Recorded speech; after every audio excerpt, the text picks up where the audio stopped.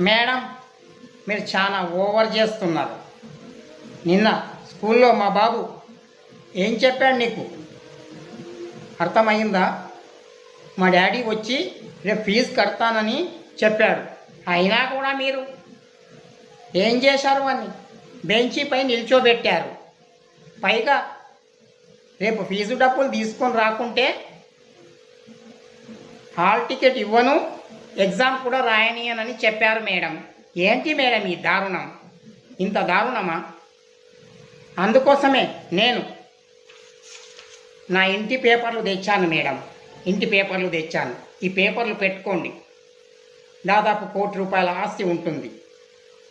నేను ఫీజు కట్టాకే నా ఇంటి పేపర్లు నాకు ఇచ్చేయండి ప్లీజ్ మేడం.